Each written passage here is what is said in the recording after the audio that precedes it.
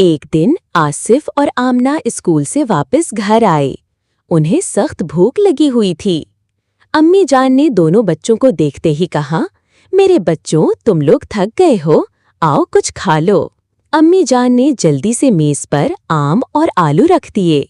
आमना खुश होकर बोली, वाह अम्मी, मुझे आम बहुत पसंद हैं।